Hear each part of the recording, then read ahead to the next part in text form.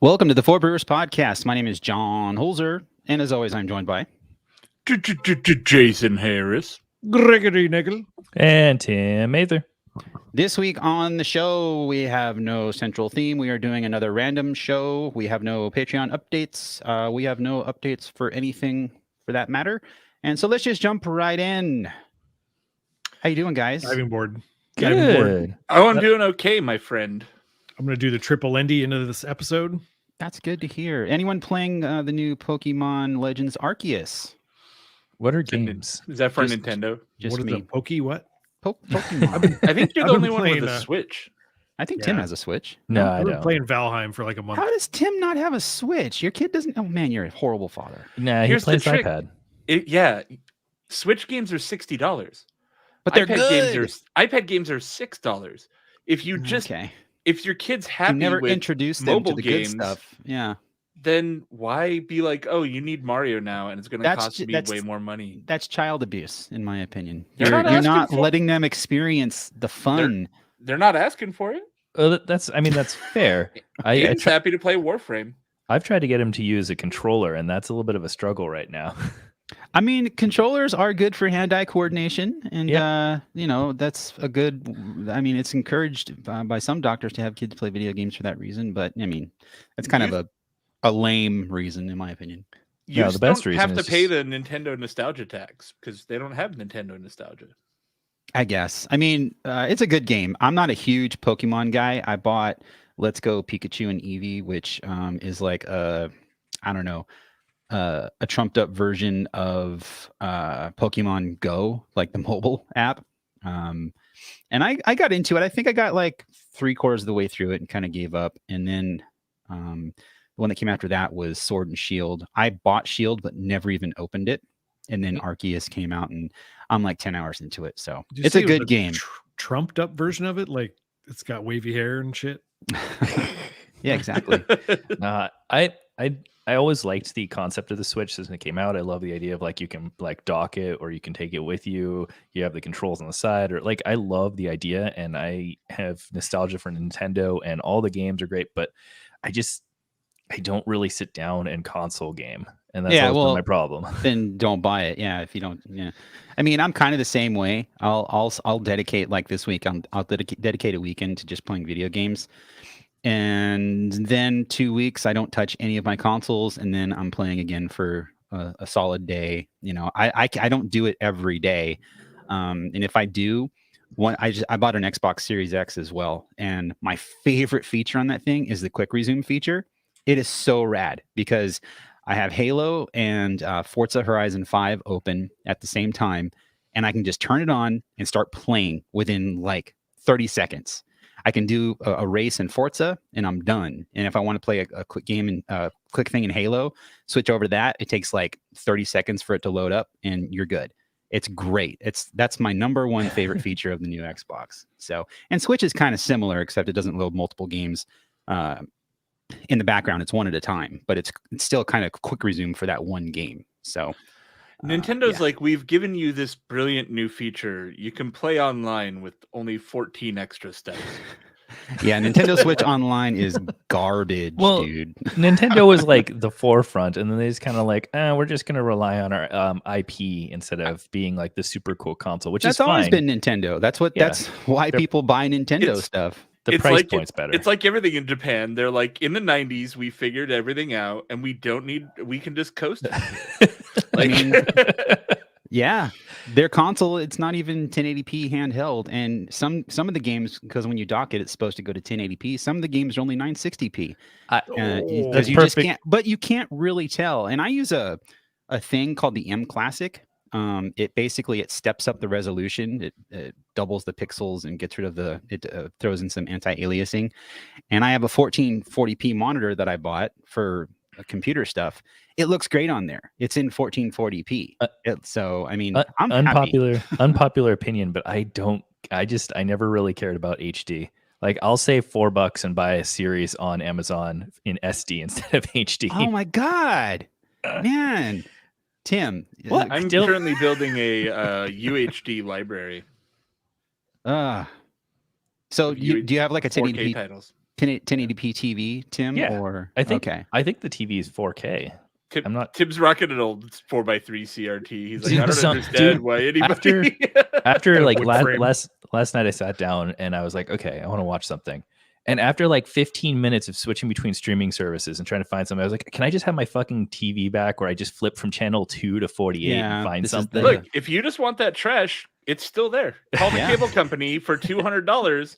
You can get swamp flippers on 400 different channels. We got to flip this swamp or we're going to lose the shot. Oh, I got it. I haven't posed this and I'm sure it exists, but there's got to be, and like I said, I'm sure there is, and I just don't know about it, but a site that just culminates all of the streaming services releases. Just Watch is that it? For. Yeah. Okay. If you're looking for, I want to watch X and I don't know where to find it, check Just Watch. Okay. But the reality is, for a lot of movies, they're not on any streaming. They're only available to rent. Yeah, and I mean, I don't mind that either. I just want like a catalog, so instead of like going, okay, what's on Netflix, what's on Peacock, what's on. Oh yeah, Just Watch is what Roku. Yeah, they have an excellent app too. But Roku's pretty good too. Roku search is great for searching. It's not good for browsing. Well, that's true. I have a Roku TV, so the search is fantastic. Yeah, anyway. I have Roku built into my new LG TV that I bought, but the only thing I watch TV through is my Apple TV, and I now own 4 Apple TVs, and we have one in the garage. I just turned my garage. TVs? I have 4 Apple TVs and 4 TVs, and well, more than 4. Shut up. Like 4 TVs that you actually watch TV on? The one in the studio, our main TV in the living room, and then the one in the garage is mainly for working out because the fitness app has an Apple TV app, and it pairs with your watch, and Yvonne uses it every single day. It's great. John lives in an Apple store. I thought we decided. I love it. I love being in the Apple ecosystem. It's Apple so nice. and Nintendo fanboy up in here. Dude, I'm fine. I'll own it. I'm cool with it. I like it. Anyway, as long as that doesn't devolve into Tesla, then you're still okay. In my book. It will not. First and foremost, I cannot afford a Tesla, so I'm already out of the game. Neither can many of their owners. I mean, I can't afford it, but I don't want to spend that much money. Like, they'll be like, well, I have my mom's 2003 Camry right now, but all the money I'm saving on oil changes, this $70,000 car should really balance out. Because if you add up $30 each time times, 3 times a year, that's a lot of money over the course of the car. So that'll balance out. Plus the gas savings, that'll save me at least a couple $100 and $70,000. You're right there. The math all adds up. Yeah, I'll buy an electric car when they become mainstream to the point where I can get one for like $30,000. And we're getting there. Isn't that what the Model 3 is supposed to be? I hate that car. It's so ugly. And no, it starts at like 45 or something. Oh, okay. They claimed they were going to have a $35,000 model, and then they told all the people who ordered it that they're going to cancel their order unless they bought a more expensive one. Oh, sounds about right. Yeah. Jason's got a Cybertruck on pre-order. God, talk about ugly. I don't even like trucks, let alone fucking cyber trucks. I hate cyber. I hate trucks. I hate electricity. Yeah, I'm not a fan of that. Me and electricity have had some run-ins. Right, I'm gonna kick things off with my first beer. Up first, I have a beer from Half Acre, which for some reason I feel like we've had this on the show before, but this is called Bodum. I didn't bother to look it up on our website, but this has no alcohol percentage on it. But if I check our document here, Bodum comes in at 6.7%. So this is the lowest alcohol beer I could find, and I assumed it was low alcohol just because it says India Pale Ale. Everything else is a double IPA, and then I have some weird mint stout thing. So kicking it off with Half Acre. I haven't had Half Acre in a long time. They're from Chicago, Illinois, and they make good stuff. Didn't Jason have the double daisy cutter a couple weeks Yeah, ago? a couple weeks ago. Yeah, and before that, the last one I can find on our site is back in 2018, and it wasn't this one; it's different beer. So. Okay, good. Yeah, they had the double daisy cutter at La Bodega as well, but I didn't want another double IPA. What are you drinking, Greg? I picked me up some American for Pally, from my Pallies over at Green Cheek. Nice. It's a big hoppy peels or a hoppy pale, not pills. So I decided to go visit some old friends this weekend, and by that I mean I went to the brewery. Brewery Teru. The Brew Teru. And I picked this up. This one actually they didn't have on draft, but it sounded really cool, so I haven't tried it yet. This is Pinot Pop. It is a sparkling ale with Pinot Noir grapes, 7.8% alcohol by volume. I don't know if this is like a wine beer hybrid, if it's like a seltzer that tastes like wine. Is that a Red Bull can? Yeah, it is. And this is a collab with Homage. Oh, that's cool. That sounds really interesting. Yeah, Homage I was like out of Pomona and now Chinatown, right? That's where the new spot opened. Yeah, their second location is right by Highland Park's Chinatown. So this doesn't look like a seltzer. It's kind of says ale, right? Looks like a red yeah. ale. It does say it's an ale, but I don't know if that's just like a it's a barley product with wine added, so we can sell it as beer or whatever. But no, it smells like kind of a mild version of a wine nose. But before I get into it, what do you got, Tim? I in my need to find things, I forgot that I never finished my beer advent calendar, so I grabbed a few things out of the box. Oh wow. So this is the first one up is decocted Bavarian style lager. It's a Helles from Von Ebert, who I have not heard of, out of Portland. Where was this? Von Ebert used to be Fatheads in Portland. Oh. So they were like a contracted branch or whatever, or they were like a franchise of Fatheads, which is normally based in Ohio. And then they split ways with Fatheads and became Von Ebert. Interesting. Thank you for that lesson. Yeah. The advent calendar was from Brewvana. It was a 12-day advent calendar. I just I was like, I forgot I had this.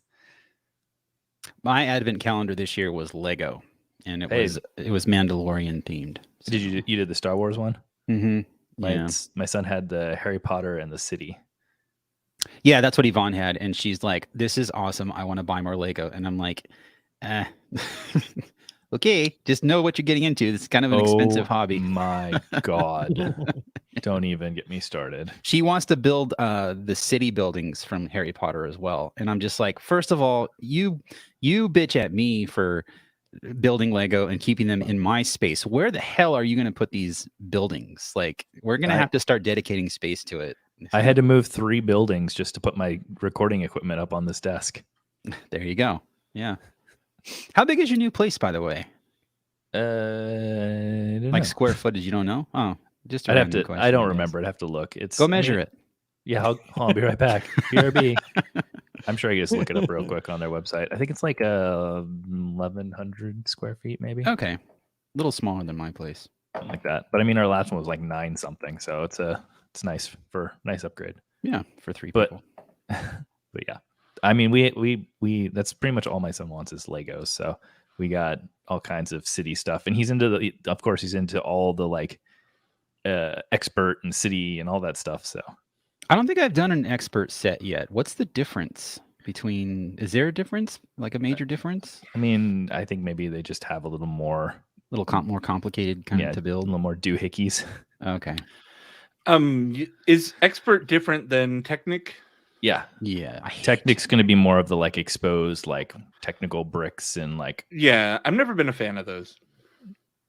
They're a pain. They're a pain to build. Like in general, like the pieces they fit well enough, but they're just not fun. And you gotta, if you fuck something up, you have to kind of take a bunch of stuff apart, and it's not easy. I don't know. But then I have like 5 Technic sets, and occasion like the new Batman, the Batman car is a Technic set, and I'm like, I kind of want that, but I don't know. I like that Technic exists because those pieces can be used in other Lego sets for other things. Like the question block, the Super Mario 64 question block. That's a good mix of Technic and Lego, I think, and it works very well. It's a really cool set, but pure Technic, I'm not a fan of. So, coming back to my beer, Bodum from Half Acre. This is really good. It comes off very, very fruity. It's a really, really good pale ale. It's pretty light in color, I would say. Medium yellow, appropriate color for a pale ale. A big fruit character right up front on the nose and on the flavor. Very heavy on like the citrus, and I think it's like a citrusy melon character on the nose. I'm thinking of like crushed like orange wedges, how those smell when you like the juice squirts out. That's kind of what I get from this on the nose, and the flavor follows that. It's a really, really tasty beer. 6.7%. It's, that's like the perfect spot for an IPA. I would crush this if it was like 1% lower. Just a regular pale ale that had these same characteristics. Dude, but spoiler alert on mine, my 5.2%er from Green Cheek. It's got to be good. It's probably the best pale ale I've ever had in my entire life. Oh, damn! It is ridiculously just. It's 5.2, okay, and you don't taste that. It tastes like a full-bodied IPA, with Strata, Mosaic, and Euconaut, and Weirman, and Maris Otter. I think Weirman Pills. So it's nice and crisp and sort of bready. But good God, the hop load is sort of like birthday cake, like vanilla birthday cake meets papaya. There's some citrus character to it as well, and it's crushable. It's ridiculous. I'm gonna go back and buy all they have. You're lucky. I wish I lived near Green Cheek. That'd be so rad. If there's any brewery that I want to come out to the IE from OC, it's Green Cheek or Monkish. They're from technically from LA, but yeah, I mean, the Green Cheek. It's just I don't so think good. You can go wrong buying Green Cheek anything from Green Cheek, right? Everything they make is gonna be a banger. It's so good. It's so good. I don't know. I don't know that we've seen Greg this excited in a while. I mean, when you can find a good 5.2% beer that's not a Pilsner, it doesn't have that I love Pilsners and hoppy pills all day, but you can only drink so many things that taste like noble hops. Yeah. And you just kind of get burnt out on that one flavor profile. And you kind of want some IPA back in your life, but I don't want to drink 7%, 8% beers all day. Exactly. Yeah. This is like the perfect thing to replace that, get out of my life for a little bit longer and give me some ale. That's good. So speaking of things that are 7 or 8%, this 7.8% Pinot Pop is fucking delicious. Apparently the base beer is a Saison, but in the description they're like, we could go on and on about the yeast strains and the barrel contact times, but instead just pop the top and enjoy. And it's like, yeah, it's really good. It's wine flavored, but it's still, it definitely, the primary flavor you're getting is wine grape, but it isn't like drinking a glass of wine. It's still effervescent. There are still some malt notes under there to give it kind of a backbone, but overall the flavor experience is very reminiscent of drinking wine, but in a more kind of light, refreshing way. Like if you just carbonated Pinot, it would taste kind of gross probably, but this is kind of that experience, and I think you could give this to a wine drinker who doesn't like beer, and they would probably one of the things I associate Pinot grapes with is like this nice cherry pie character. Do you get any like some cherry? Yeah, absolutely. Actually, that's a really good pull. The finish on it is very much like that sweet kind of tart cherry pie. Super fucking good. I'm really surprised by how good this beer is. And what did you say, 8%? 7? It's almost 8%, and it doesn't taste like It's It still is- for the wine drinker though. That's like a light beverage. sure, but this is also half a bottle of wine, I guess, if That's true. equivalent, right? So, yeah, super fucking good. I'm really impressed by this one. Good job, the brewery. The brewery. I'll wrap up really quick with this one. Speaking of noble hops from you, Greg, this Bavarian style lager, it's okay. It's got the noble hop like aroma, and it's pretty smooth. It's easy going, easy drinking.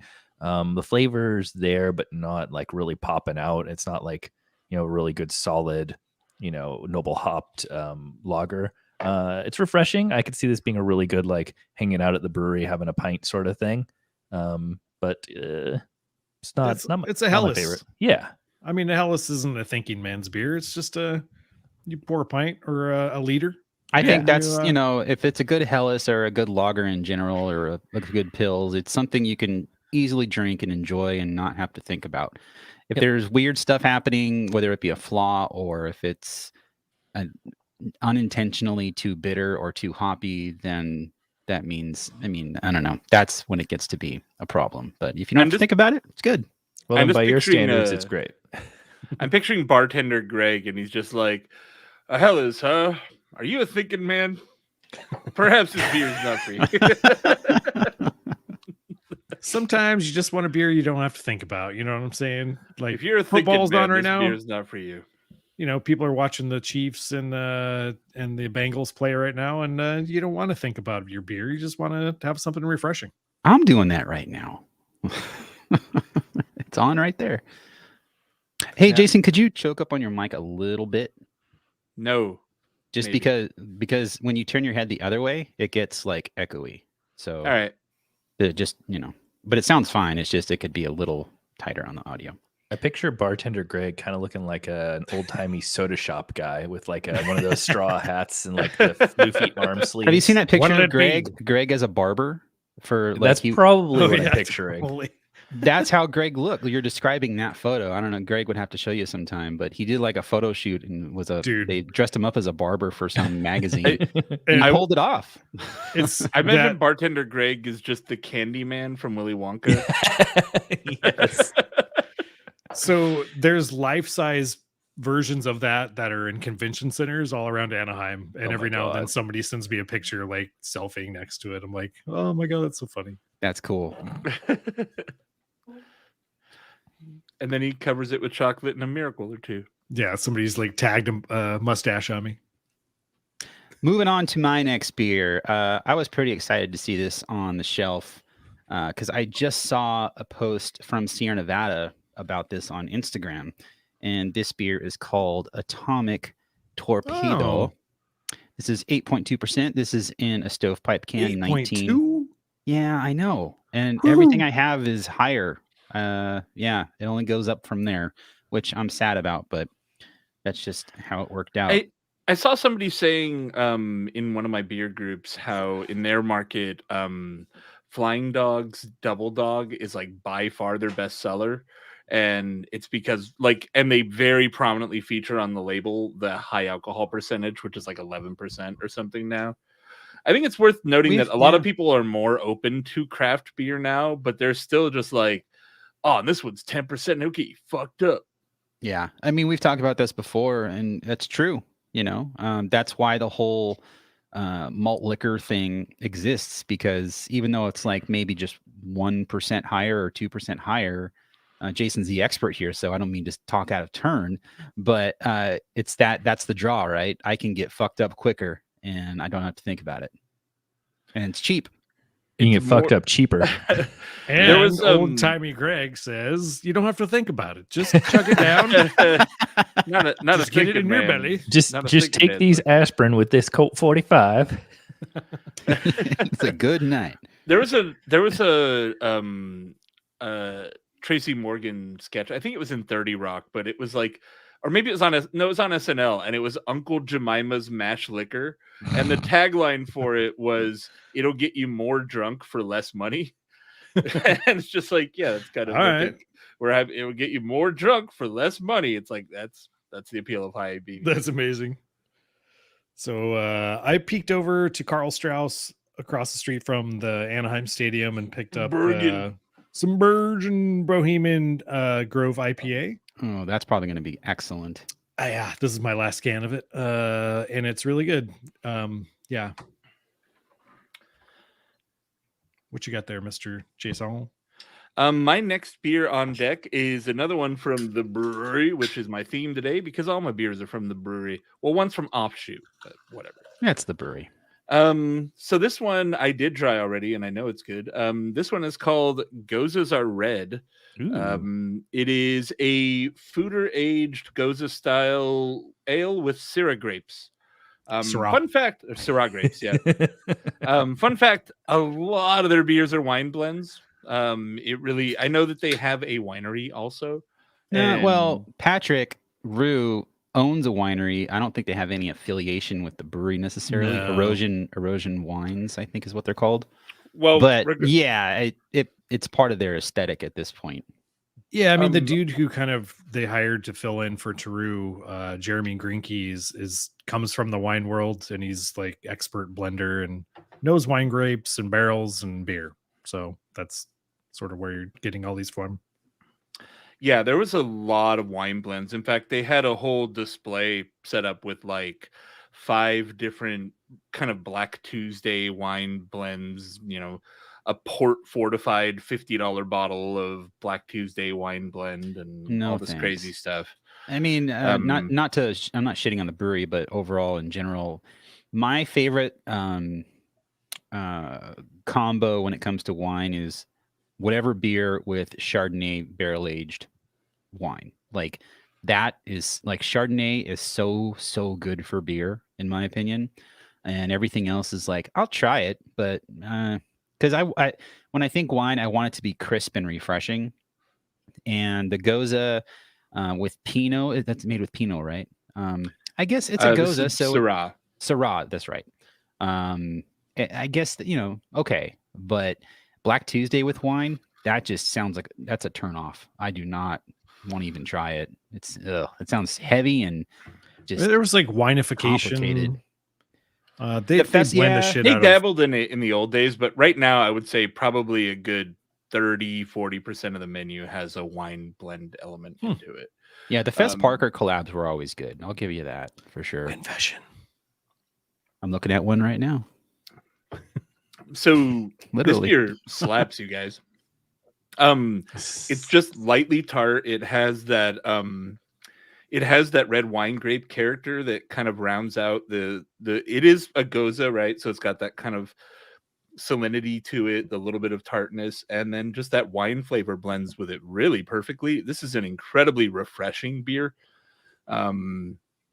Again, these are really cool beer wine hybrids that I think go a little bit beyond your average, which is, take a beer and throw it in a wine barrel and see what happens. It really feels like somebody who knows what they're doing with wine blended this and made something really good, which goes with what Greg is saying. This is a really cool beer.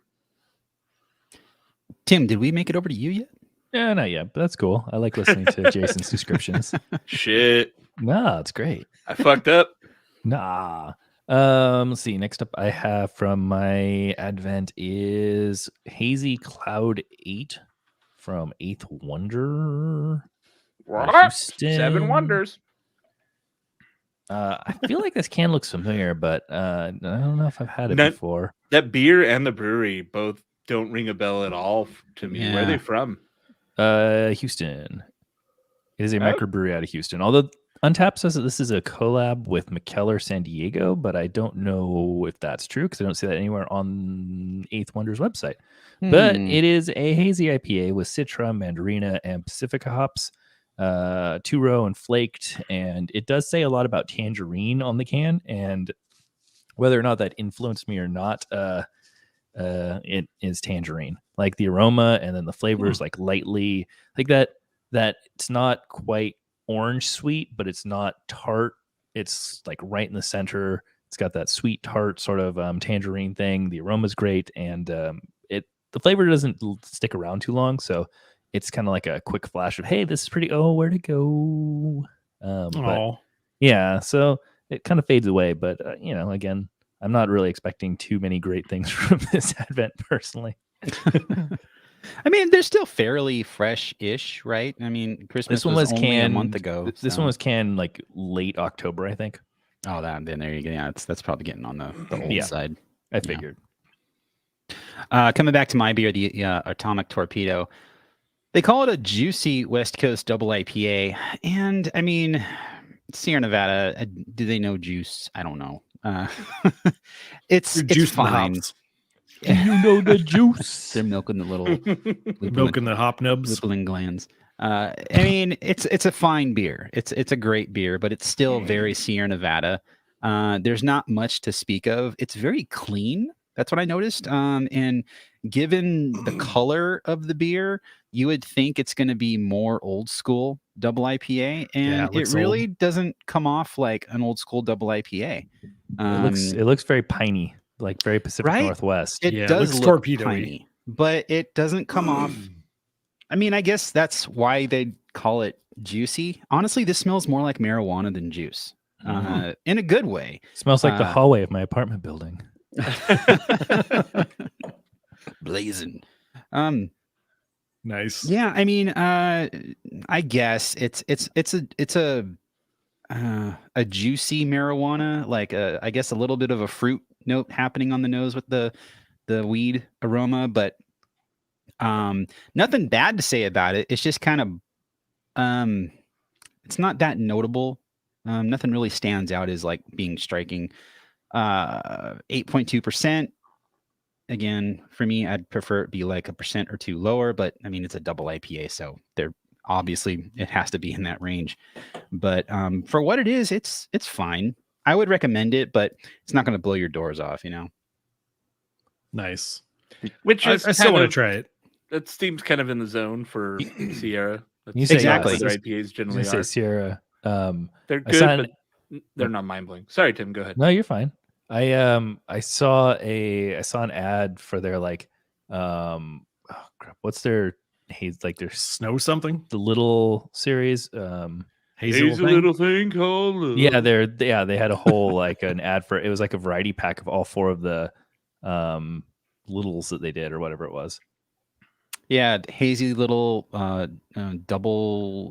They do it like a fruit one too. Again, and those sell well. Like it's not like Sierra Nevada's out here making beer that no one's buying because they're not with the times. They know exactly what they're doing. They have it dialed Grocery in. store, man. You know And what?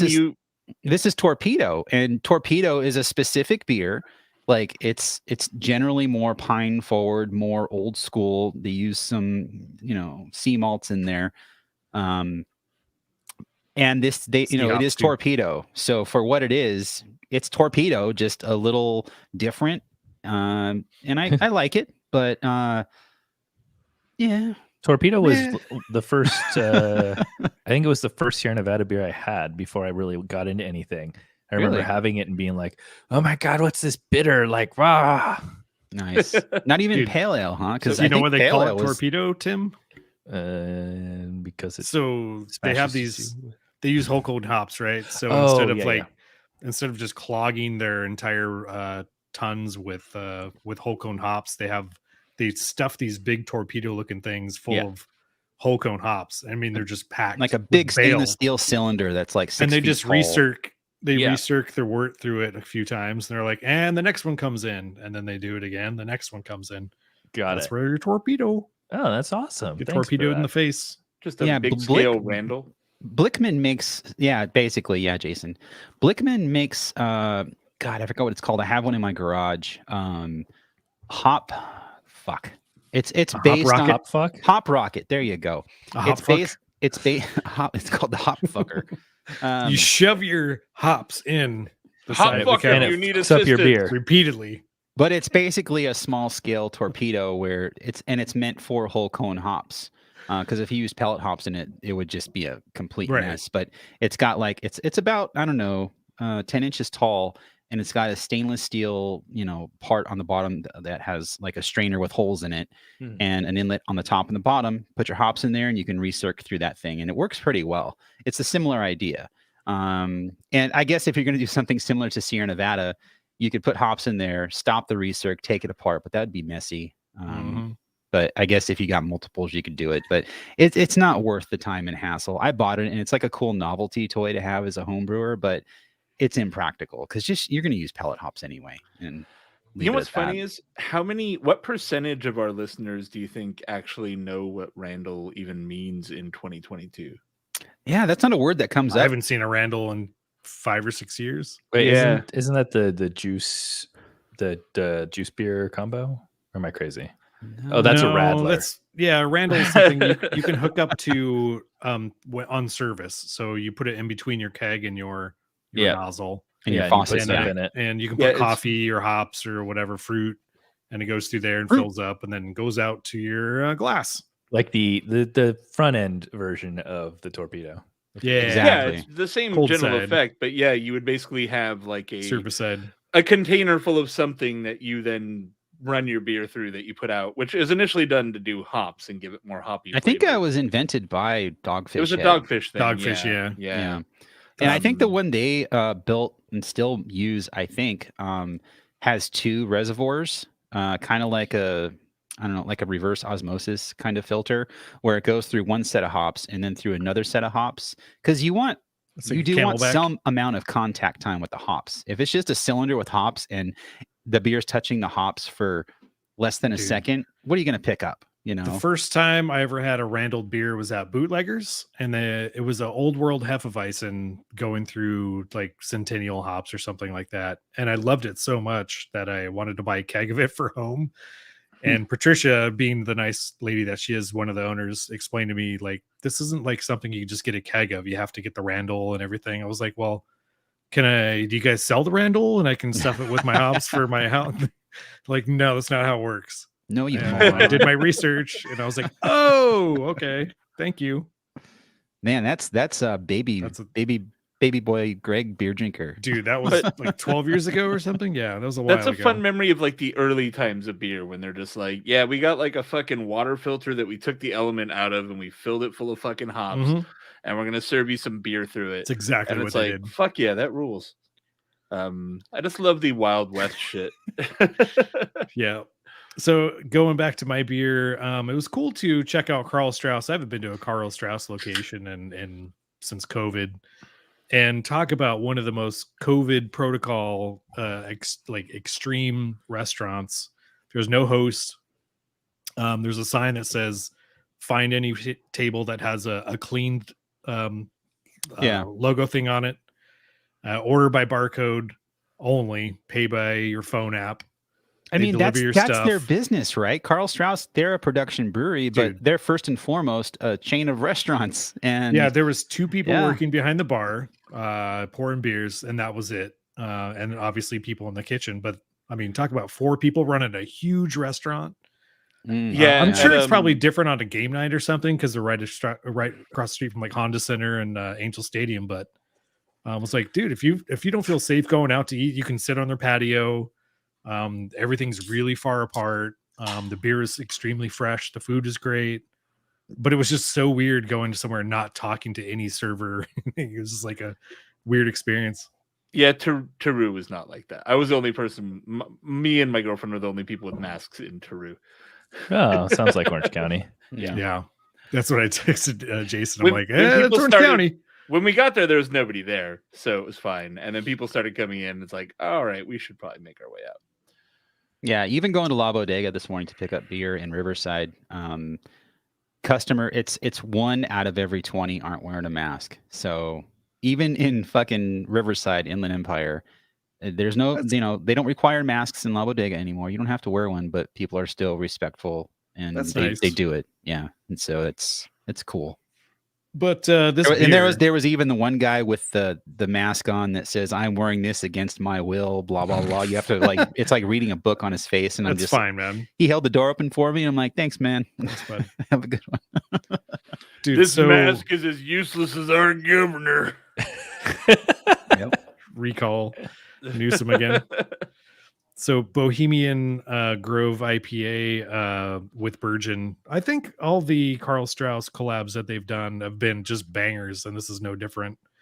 It's a straight up 7% IPA with they don't list any ingredients at all, which is kind of a bummer. but it's sort of, I don't know if Jason got me thinking about wine, but it's kind of got this sangria, the sangria vibe of hops in there. It's sort of citrusy, sort of fruity. There's no wine character at all, but just based on what you add to a sangria is what I'm talking about. Really refreshing, just hits all the right IPA notes. It's very West Coast and clean. Highly recommend. Yeah, I miss Karl Strauss. I haven't jumped on anything that they made in a while, and I haven't been to any location. I think this is a freshie. I used to. I used to have some office space downtown above the downtown LA location, and so we'd hit it up pretty regularly. And I particularly like that every location has like one or two different things that they brew on site. So it's always fun to see like the house beers are good. Yeah, not only do they have like the core and the collaborations, but each place has something that might be slightly different. And that's always fun.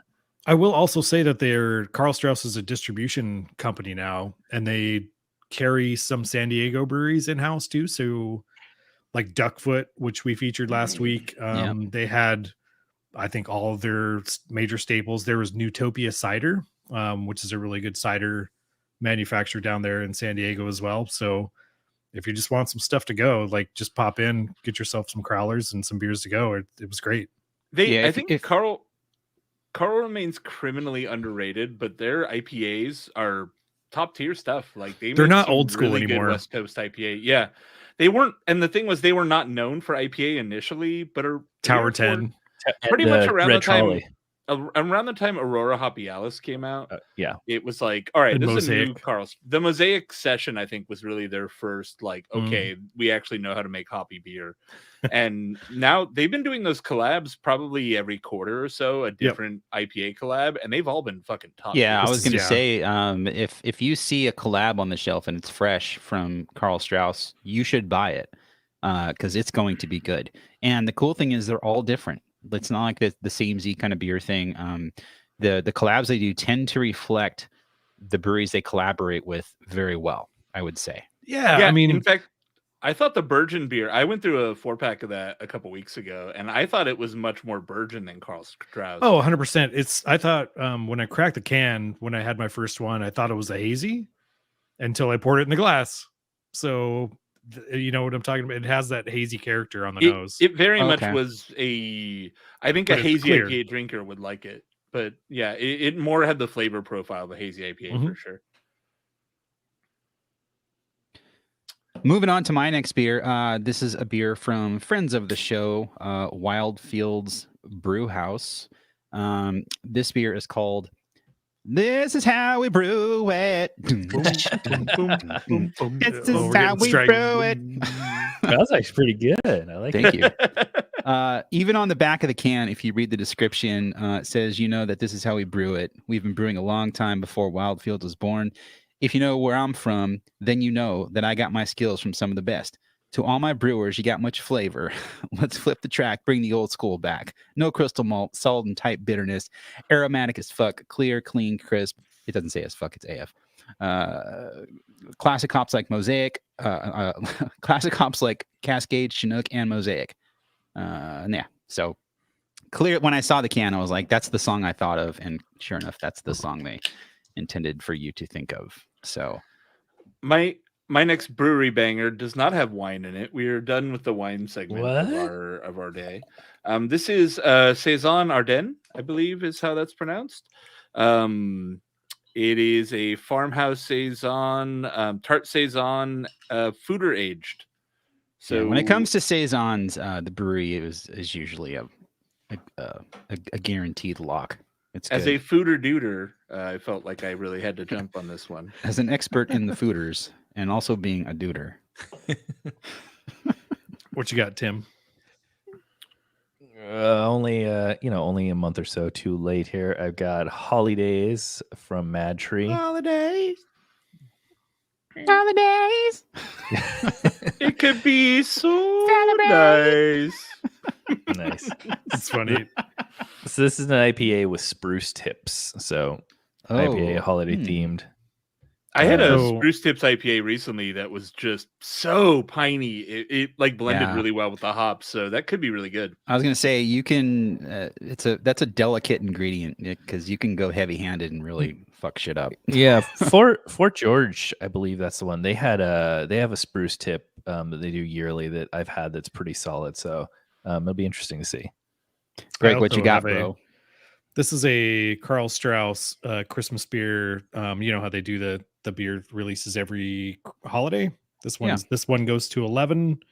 Imperial Red Ale with Cabernet I grapes. was gonna say I see grapes. We're bringing I thought the wine segment was Yeah. done. This Oh, is man. this is with wine grapes and then also aged in, let's see, cab grapes, decadent, blah blah blah blah. I think it's barrel aged as well, or maybe blended in with some of that. But it's a Imperial Red Ale.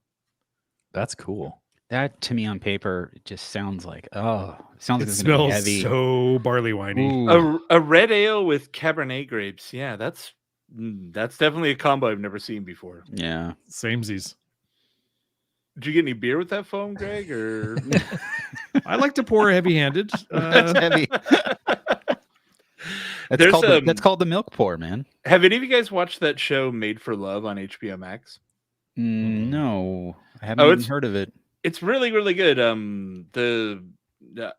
Just check it out on HBO Max. It's basically about a woman who is married to like a tech billionaire, like a tech CEO. Oh yeah. And she gets Yep. a chip in her head. The whole thing is that they have chips that make them see each other's thoughts or whatever, but so he can track her through this chip. Oh, But there's a it's point- horrible. I don't There's a wanna- point where this like really detached beer CEO and his like sycophant assistant, Yep. spoilers, are like, we need to be like normal guys. We need to drink a beer, and they just have beers and they're just pouring them straight up, just like straight down into the thing. Like, this is how you drink a beer, right? They're like, yeah, oh yeah, it's good. It's really good. It's Yeah. really funny. It's like It's- watching two kids drink a beer.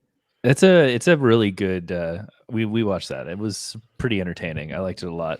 I mean, think like it's 100% like a Zuck parody. Yeah.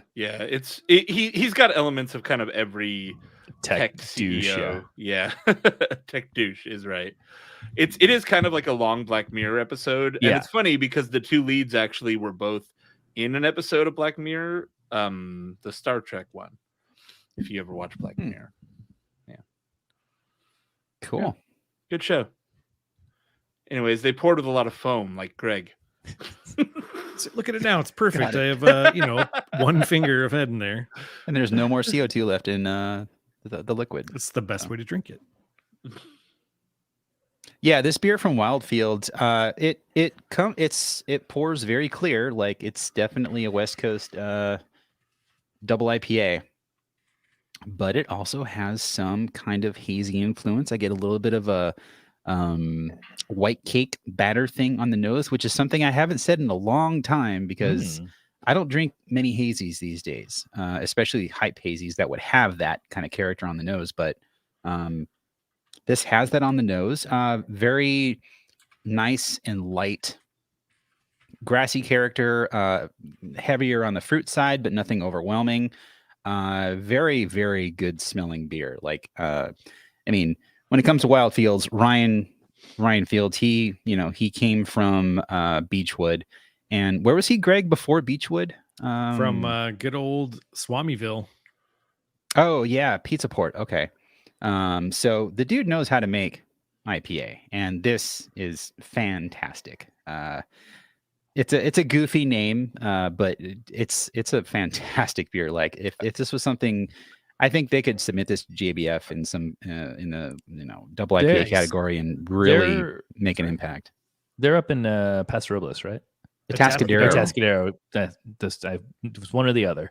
One of those places I want to go up and visit very soon. Yeah, if I still lived, I grew up just south of there in like the 5 cities near San Luis Obispo. If I was still up there and I was like in the beer scene the way I am now, I would definitely be spending a lot of time there.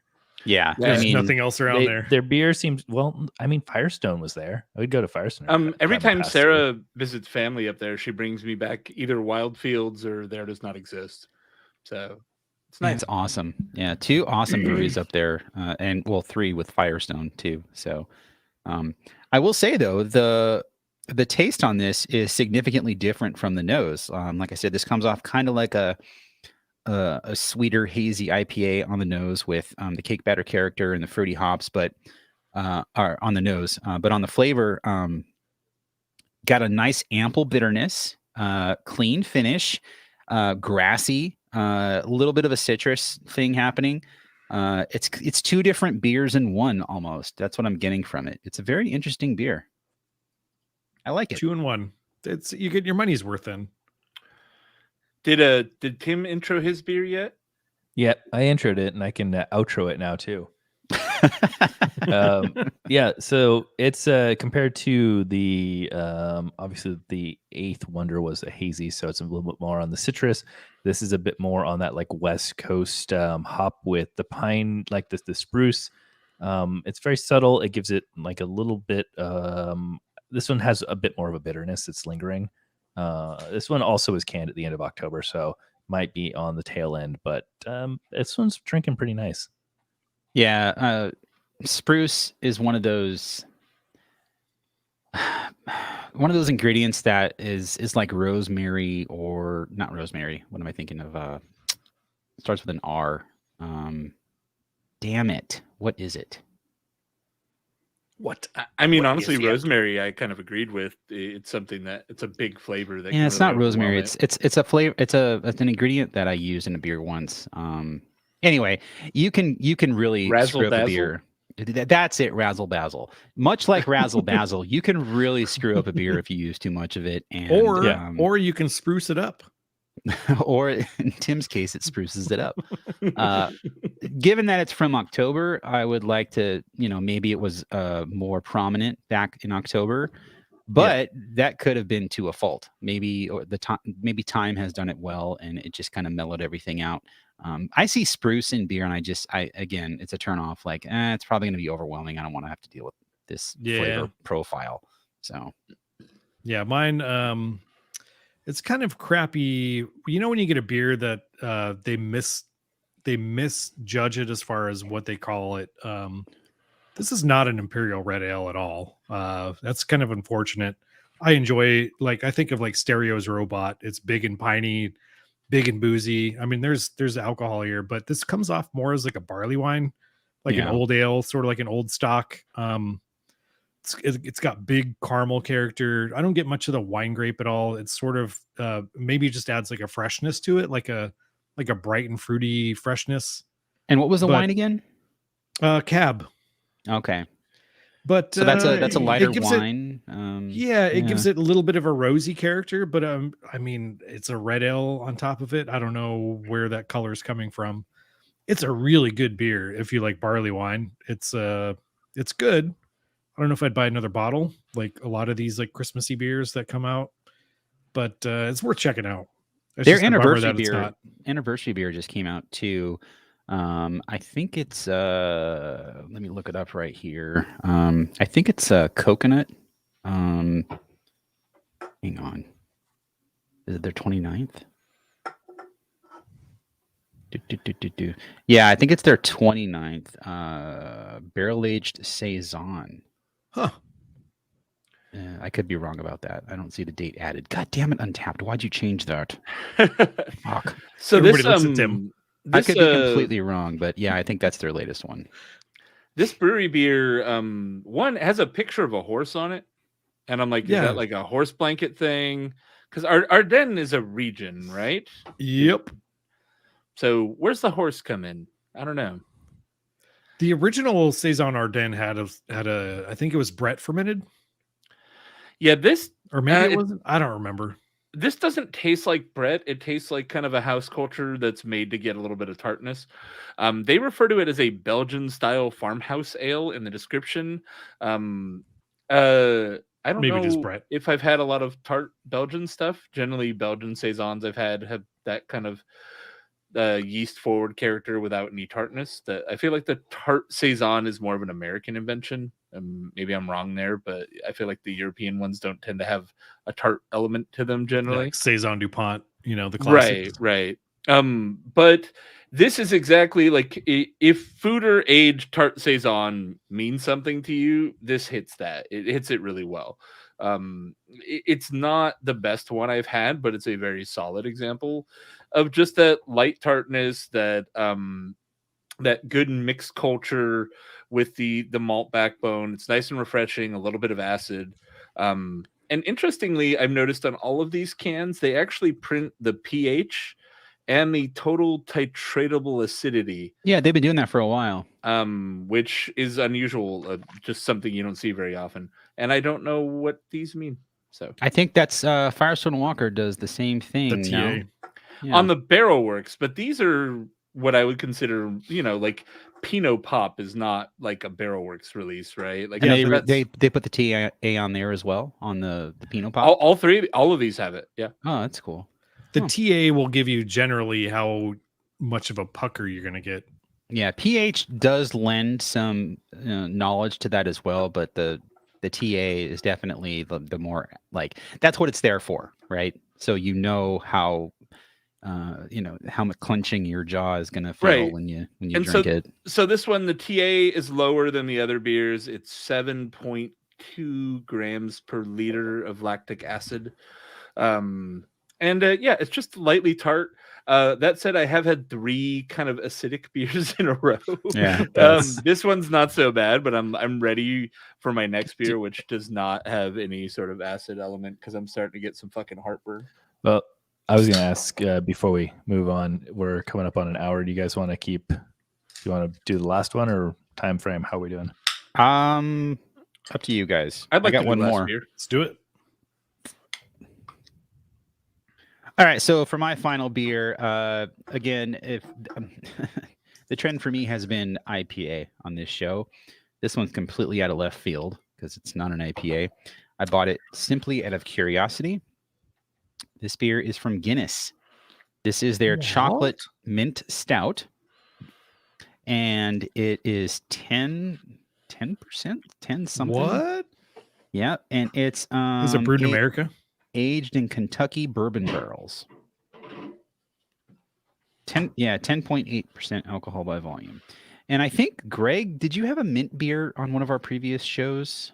A Was it long Jason? time ago. Yeah. And I mentioned how I like mint beers. And so I thought, well, I'm going to buy this because I said that. I don't like that it's 10%, but I mean, it's a barrel aged stout, right? It's Guinness. And, not that Guinness, Guinness is Guinness. So this is not nitro. I just poured this beer and, it pours, like a regular beer. So it's got CO2 in it, no nitro. Yeah, that's what I'm opening next. All right. I opened up my final beer, which is a proper Gubbins from our friends over at Green Cheek Beer Company. Speaking It's of English wine, English style barley ware. you guys, Cincinnati's winning. Holy shit. Oh shit, football. Are you ready for some football? Dude, I'm shocked we have 11 viewers competing with playoffs. I thought we'd have none. That's Yeah. Thanks for tuning in, gang. Yeah, We're in like a tiny Um, corner of their TV screen. exactly. Right? We're a Kyle- garnish. Kyle the chat. Football is life. Danny Rojas. The entire did any of you guys there's a weird cross section of people that played Ted Lasso or played Far Cry 6 and watched Ted Lasso. But- I'm in there. But the main character in Far Cry 6 is named Danny Rojas. Danny Rojas. No, Oh, no. okay. And so the whole time I played the game, I'm like, football is life. Danny Rojas. Yeah. I Yeah, love Danny just- Ro- He's such a good character on that show. We just got up to that episode on Ted Lasso, and I was like, "Isn't that the?" Because my daughter plays Far Cry 6 as well, and I was like, "Isn't that the?" Yeah, Danny Rojas. That's And funny. it's the same if you even if you pick the female character because it lets you It's pick the if you same. wanna- it's you're also still Danny Rojas. So I've got an IPA on deck and it's only one. Weirdly, John was IPA heavy today, and that's normally my gig. But this is an offshoot beer, which is the brewery, and it is New Beer Hootis, West Coast Oh. IPA. I watched a video about this from the brewery. Yeah. Oh yeah, was there anything good in the video? Yeah. Do you see the guy with the broken glasses with the? I forgot who it was, to be honest Oh. with you. I watched It came those up. too. They're It came pretty up good. automatically while I was running, and I'm like, oh, I'll watch it. I guess. I normally So- don't watch their videos. West Coast IPA with Mosaic, Citra, Simcoe, and Cascade. Just drop the mic right there. It's gonna be Hootis. fucking dope. It better be dope. It smells amazing. Like just as soon as it gets in the glass, like, oh shit, this smells good. Yeah. So All this right, what do you beer got? from What's Tim got? Oh, sorry, Tim. I'm so It's- sorry. That's okay, guys. Last one up I have here. I've been holding on to this from the old Taver. This is from Weldworks out of Colorado. A coffee French toast stout, milk stout, brewed with maple syrup, cinnamon, Peruvian coffee, milk sugar, and vanilla. And I don't know how I feel about this. I love the label. It's a lot going on. I'm not a huge fan of like wackadoodle stouts, but I also know that Weldworks like nails a lot of really good stuff. Yeah. So I snatched it up just to kind of throw it in as like something completely weird and random. I'm coining that term now as the wackadoodle stout. I'm gonna make a homebrew stout with just throw a bunch of shit in it and call it wackadoodle. I like it. It's a 7.1, and I just haven't been in the honestly when I was going through the Advent picking stuff out, it was like mostly stouts. I just haven't been in a mood for that. So I don't know. We'll see how it goes. So I filled this to the brim Jesus Damn. Christ. Why? because I'm thirsty. Christ. Looks like a cheap beer quarter over here. That is a fantastic new school IPA. Just yeah. tons of hop aroma, tons of hop flavor, very low bitter, no caramel malt, just a very mellow malt background. It is just get out of the way and let the hops do their work. And these are great tasting hops. This is a top tier IPA. As something of an IPA enthusiast, this is like this would be a year round fridge staple for me if I could get it. So it's like Will Ferrell getting shot in the neck, and then he's just like pushing the stuff out of the way, the kids out of the way from Old School.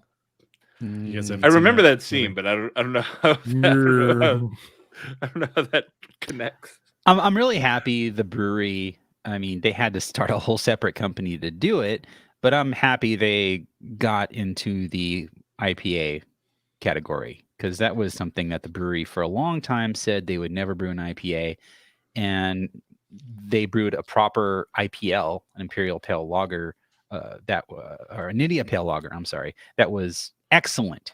And they were just like, well, Cumulus Lager, yeah. It's not an IPA, it's an IPL. And I'm like, guys, come on. And so, they had to start a whole new company to do it. But yeah, Mischief and Cumulus Lager were they're so hoppy, and they're like, yeah, we don't make IPA. Do you remember when Monkish did their first IPA, Henry told us that he tried to get the brewery to collab with them on it? Yeah. Yeah, that was on our episode with Henry. What was it? They're trying to name it like We Don't Do IPAs. That was the whole thing, right? It was like two places that both kind of famously were Belgian focused and didn't do IPA. It'd be like a collab. It'll blow everyone's mind, but it still did. It was just Monkish. And we were like this close to getting the no IPA sign from Monkish. Almost. Yeah. Almost. Like Henry was like, yeah, I'll give it to you. And then his wife was like, pump the brakes. Just recreate it from photographs. Yeah, but it's not about the content. It's about having the sign. Like, in our studio, we got that sign. We got that Boneyard sign that Jason went to beer jail for. Exactly. Dude. Going back to my beer from Guinness, this chocolate mint stout. I got to say, for what it is, the mint is not overwhelming. The barrel character is not overwhelming. I think it's very balanced, even at 10.8%. I think that's what I said it was.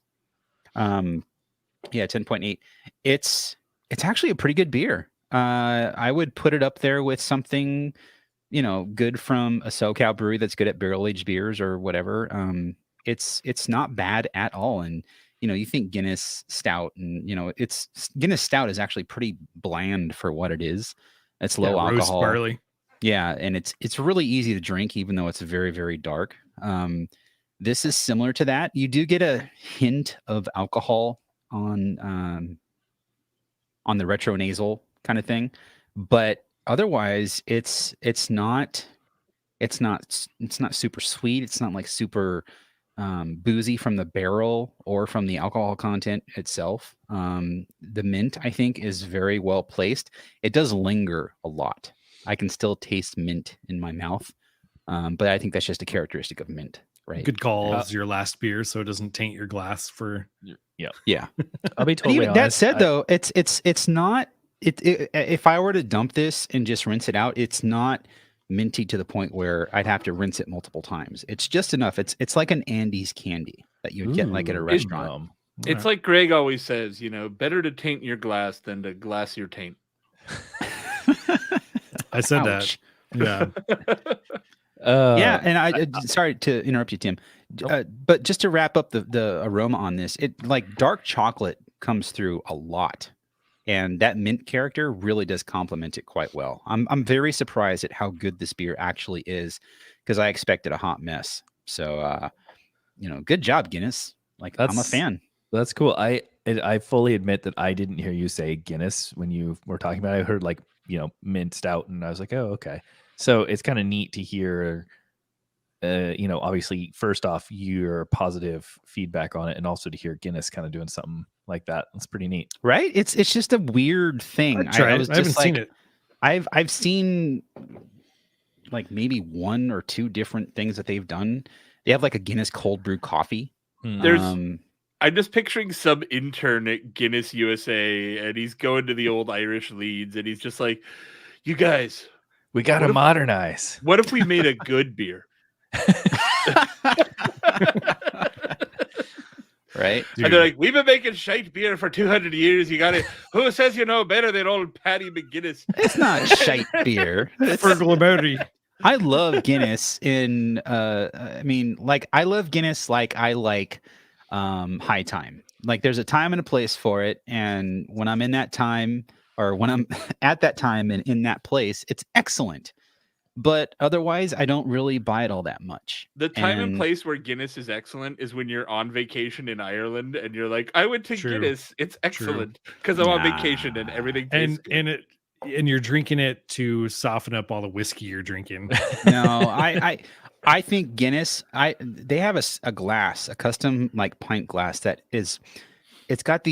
it's molded in a certain way that I just love. It feels good in your hand, and getting a proper pint of Guinness like at a bar in that glass, it's just so good. I'm a certified Guinness pourer. I went to the Guinness storehouse and I got a class on how to pour the perfect pint. I was gonna say they did a whole campaign, and I don't know if they still do this, but they made a really big deal about how they go around to all the places that do it and make sure the lines are clean and that everybody pours it the right way. And they made a whole big campaign out of that for a while. And rightly so, because it's not a normal beer. Like it's a special nitro beer, and I'm talking Guinness is fine, but it's fine. I'll jump over on the stout train really quick. So it's not as wackadoodle as expected. What? I know the aroma coming off is it smells like a French toast maple syrup. Like you put your syrup on your French toast in the morning with a hint of like your black coffee on the side. Like it kind of accumulates all those aromas into it, and it's actually I could close my eyes and be like, this is gonna be a good breakfast. I think this game's going into overtime. Yeah, we're going to overtime. There's 2 seconds left on the clock in the fourth quarter. They're going for a field goal. Unless he misses it. Oh my God. We have to pause really quick. I have to watch I'm watching it too. The big game with 4 Brewers. Who's playing? Please give me, like, if it was like a minute left, I could carry on and finish the show, but 2 seconds left on the clock. I gotta watch. Of course. They're going to call a timeout right before the kick to delay it even more. I know. 3 seconds. Okay, it's 3 seconds left on the clock now. Bengals 24, Kansas City 21. Come on. Yeah, I can't believe they came back. They were ahead by like 3 touchdowns. Yeah, I cannot believe Cincinnati might win this. And they're going to the They got to get this field. They got to. Yeah, it's in. Okay, we're going into overtime. All right. Whew.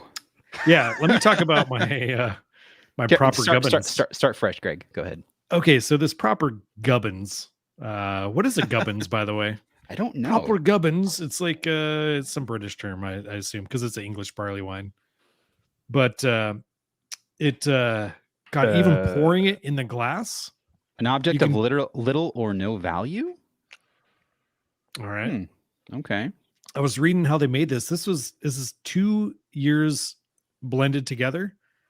So brewed in it says January of 2020 and then last year November of 2021, and both batches sat together and they released it this December.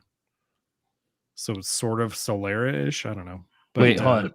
So the best I can tell, gubbins is kind of like the equivalent of like bits and pieces. Yeah, Yeah, odds and It it's- ends. means like little, tiny little bits of stuff that aren't necessarily all that important or valuable. And yeah, the important part is I think what the brewers are going for is to pick up some of that like oxidation to get some of that old beer. And that comes off definitely in the beer. It's got some leather character amongst some caramel, like Werther's, like hard candy. And it pours, you can even see when you pour it, it looks like opaque. But it's extremely sticky, over 11%. A little bit of like old record store sort of on the nose, not necessarily like cardboardy, but you can really pick up on that old beer that's coming through in there. Is it Really in a interesting. Good way? I mean, Yeah, it adds love- complexity to it. I love that old record stores become a go-to for Greg recently. Mm. I feel like I've heard that quite a It's bit. not cardboardy. It's old records. it's like the bike aisle in Kmart. You know, Yeah, it's not a wet phone book. it brings back memories and it's easily identifiable. In a good way, yeah. Oh, it's tasty. I don't know how much of this I could drink, but I'm like, whew. Wow. Good stuff, man. If you drink the whole bottle, then you actually gain an authentic Cockney accent. Right? Then Greg can go do his own one-man performance of My Fair Lady Coming soon to the theater near you. at the Segerstrom, right? Yeah, exactly. Dude, you know, I've never seen that, and Sarah was watching it the other day, and I was like, dude, this whole song is about this girl just wanting to see dong. There's a whole song where she's just like, stop writing me poetry and saying nice stuff. Just show me. Just show me. And like the whole thing is just like, don't tell me you're great. Don't tell me I'm beautiful. Just show me. And Just it's like, show me. okay, this song is responsible for a generation of dick pics. That sounds like kind of like my that's my wife basically. She's like, just stop and fuck me. Like, just What? let's go. Whoa, off the rails. Yeah, fourth show. Are we done? Yeah, that was a good beer, man. Good flight. Is Everybody everyone brought wrapped some up good on beers. their beers? Because I think I wrapped mine up. Greg, I'm good. Jason said it was an awesome West Coast IPA, Yeah. and Tim, I think you're done too. All right, I can find an end spot. I can't believe this is going into overtime. This is fucking crazy. Are you ready for some football? I don't really care who wins, honestly. So it doesn't really Well, I just matter to care me. for the whole Howard Stern tie-in. Like, again, Richard Christie is a huge Kansas City fan, and JD is a huge Bengals fan. Like, I wish I could be in their homes watching them live right now because it'd be so fun. Yeah, honestly, these games are way more important than the Super Bowl. And I think Kansas City got the ball on the coin flip. Yep, they did. So when's the West Coast rivalry game this evening? It's I think it starts at it's happening 3:30. right? Oh, at 3:30. Okay. Yeah. Yeah. Yeah, it's Rams and 49ers. I could care less, but I know I find it interesting because I know at least one person in like a semi-close circle of friends who is cheering for each one of the teams that is up right now. Yeah, same. I'm looking forward to watching that game too. It's going to be a good night. And I'm not a big football guy, so Steve B says remote show February 19th in Anaheim. I don't know about a show, but at least one or two of us could probably make it out there. I mean, yeah, I can get out of my house on a Yeah, moment's Steve- notice. I'm not doing anything.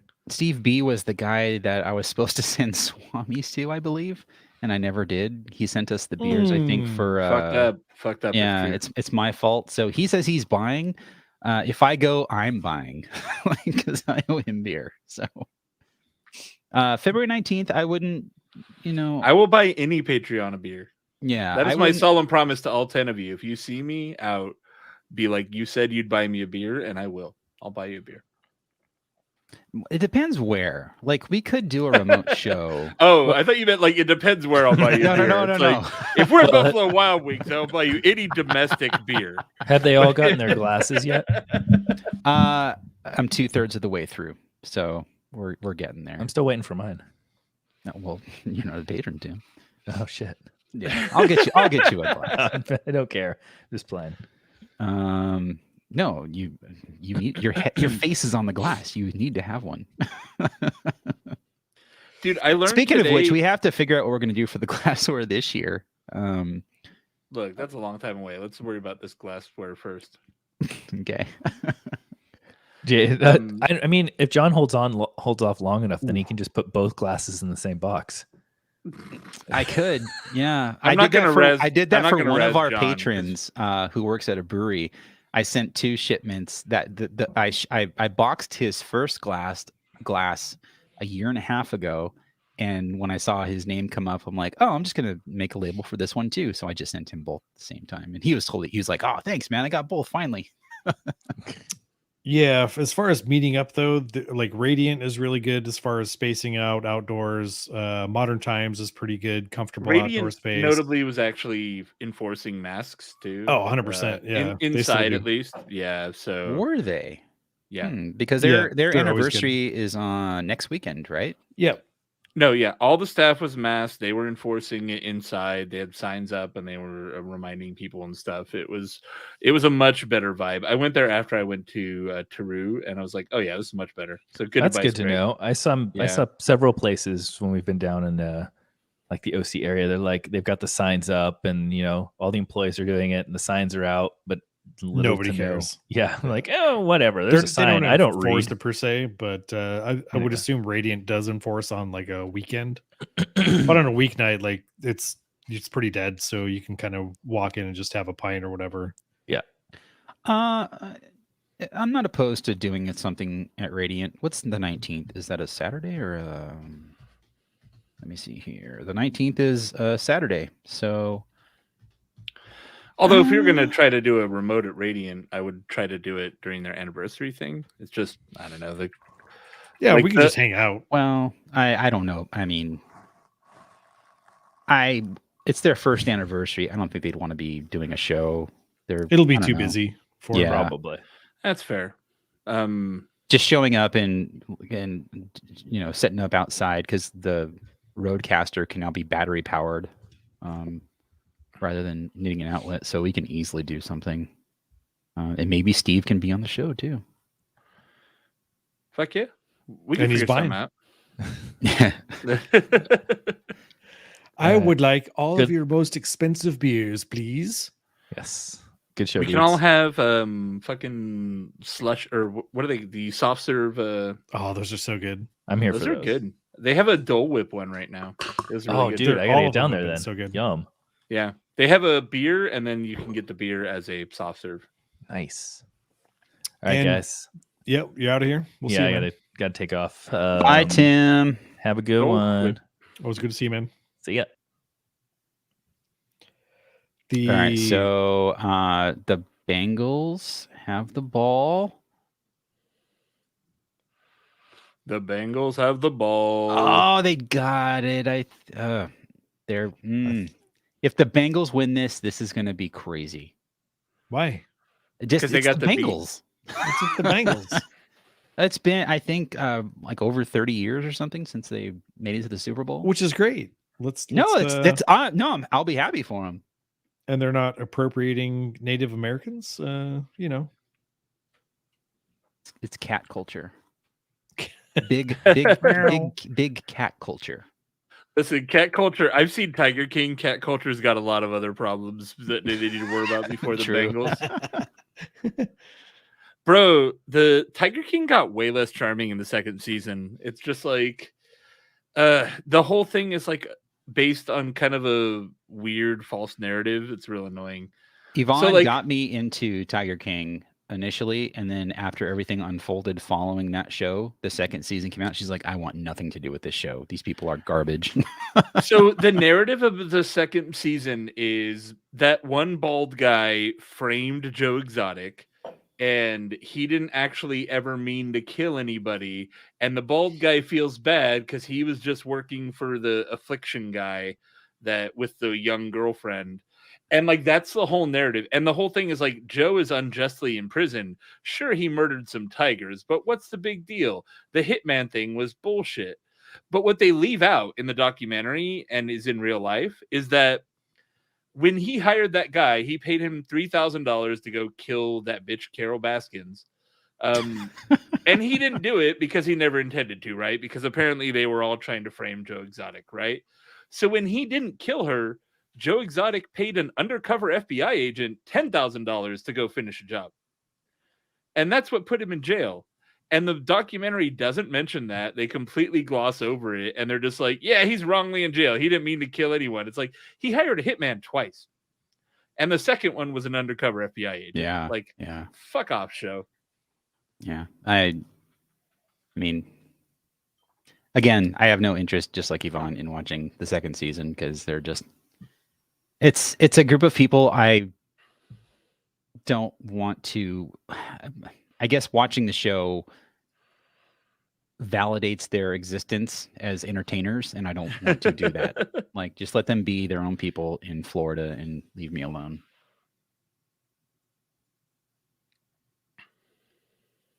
Dude, Cincinnati's doing a good job. This is weird. This Hoplark Relax mix pack is looking pretty good. Hoplark. I'm getting a new keg soon. It's the Relax pack is a hibiscus tea. Another one, let me see. It's I'm like, they have the labels, but I'm like, tell me which one it is. Oh, that is the Thai basil one though. That one's my least favorite. But I do really like this spruce tips one, so it's hard to say. Spruce, man. Yeah, Spruce it up. the popular adjunct. Spruce aders. Yeah, I had friends over yesterday that don't drink, but used to drink beer, and the Hoplark keg I had was extremely popular. I bet. They're like, Dude, this is like IPA. This is great. Yeah, How they do I are. get this? They are the real deal, man. Like, they're doing a better NAIPA than any of the NAIPA. Yeah, Yeah. 100%. It's not even beer; it's just tea. Like, And it's so good though. It's so Fuck yeah. refreshing. yeah, Like the keg that I got pre-Thanksgiving, and it's still just as fresh as I am. And it's almost gone, but it's still like at this hoppy. point, I would take a sponsorship from Hoplark over any brewery, just because it's not beer. It's like a good alternative to beer, and they make such a good product. It's so good. Oh fuck! Did he slip? Oh, I don't know. What was that? Foosball. I'm sorry. Live commentary on the game happening right now. I was trying to get A the big game. the Game Day Live Java thing up, but I couldn't find a good one. I'm just using YouTube TV. Like, Yeah. But you can't rebroadcast that. You No. can't a web page. do not put that on. No. here. I was just doing like a Java based. It shows like the play by play. Oh, okay. One cool thing about YouTube TV, they've done this for a while. Oh, they're going. No, are they going for a field goal? Yep. They fucking won. Oh my god! Holy shit! Who won? The Bengals? The Bengals, dude. Nice. Oh my god! You know why? Because they got the beat. They got the beat. Everybody. They're not the Bengals. They're the Bengals. I don't get it. You lost me. Oh, that's amazing! I feel so happy for JD from the Howard Walk Stern show. like an Egyptian. Oh my god! This Yeah, is who's gonna have great. to see whose dick now? No, it was if the Bengals lost. So Richard Christie is a huge Kansas City fan. He's got this hat that's like 20 years old that is all sweaty, and so basically he has to burn his Kansas City gear. That was the deal. JD, if Kansas City won, Richard Christie would get to look at JD's dick for 60 seconds. 60 seconds? Is that a reward or a punishment? What is It's the a point of that? reward. Well, it's funny because they Like, were talking about Start this, the and timer. randomly Howard Stern was like, "Okay, let's make a bet. If Kansas City wins, Richard Christie gets to stare at JD's dick for 60 seconds." It was like That sounds the like a 60 punishment. seconds thing was the funny. It's like 60. That's the funny part of it, honestly. Yeah, it's not like just look at his dick, It's like, but stare here at it it for is. 60 seconds. Start the timer. Zip and go. Oh, this is great. This is so cool. All right. All right, who do you got in the next game, John? Well, I'm going to you- go for Rams. I mean, come on. They're LA, so. I really wish that this playoff game could be the Super Bowl just to antagonize the rest of the country. Two teams from California played in the Super Bowl There you in go. Los Angeles. Is going to be overrun by crime and homeless. So again, who's playing the next game? Let's see here. It's the Rams and San Francisco. The 49ers. 49ers. Okay. I think our friend of the show, Joe Senegalia, is a huge 49ers fan, so I'm sure he's rooting for them. Oh, this is great. I'm so happy they won. Yay. Like, I love Kansas City. Patrick Mahomes is a great quarterback. Like, and he seems like a cool dude too. But yeah, this is cool, man. You're really living up to your hat with all this sports talk. Am I? You have a sports hat, so you're like, wow, I know I'm quarterbacks. like, you watch and more everything. sports than I do. Yeah. That's amazing. Well, Yeah. I'm I not. just watch you know. hockey here and there. I watched the first episode of Peacemaker yesterday. That was really fun. How do you like that show, Jason? I really enjoyed the first episode. It's great. Cool. I love James Gunn's like his balance Right? of humor and seriousness. Like everything he does is great. Like, what do you think he's- about the opening sequence? Oh, it's really good. The dance thing. My light just died. Yeah, and the song they used, it's from a band called Wigwam. And the song came out like 12 years ago. It's an actual song, like that is from a band, and I downloaded 2 of their albums. It's really good. Next live show, y'all Kyle do wants the us to learn dance. the Peacemaker. Kyle, dance. Yvonne actually wants to learn the dance so we can do it together, and I'm just like, that's not me. John, you're the peacemakerest of us all, so you have to do the dance. I guess so. I have to love lead that the dance. show. I didn't think I'd like that show as much as I do, but it's an excellent show. And the opening, that's one opening sequence that I never skip because it just makes me so happy.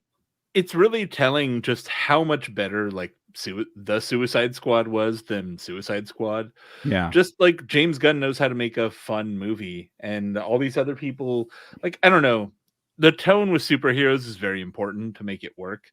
Mhm. And DC stuff has had honestly, most of it, except for the Harley Quinn focused stuff, because then they tend to go a little bit more fun and humorous with And it. goofy. Yeah. But they've really tried to be like, Leah, make it really, really serious and grim, and then put a 50s or 40s or fucking older character in there with like gold fucking armor and all this goofy shit.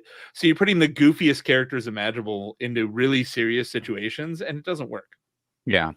DC stuff outside of the Suicide Squad has been, for me, just disappointing. I hate the new Superman, Henry Cavill as Superman. I do not like it.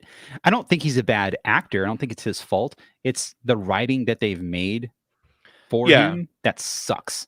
I hate Dark Superman. I want the Superman from, the 70s, 80s. I want that. I want Christopher Reeve. How'd you like Superman. Brandon Ruth when he did his I loved movie? it, and everyone hates him. Because that movie was basically like we took the Richard Donner movies and made another one. I love that movie. I Yeah. went to the theater on opening night. That's the only movie I've ever gone to on an opening night to see the movie. I'm thinking about it. I could cry thinking about that movie. It's such a good movie, but people just fucking hate it. And I thought Brandon Routh as Superman was really fucking good.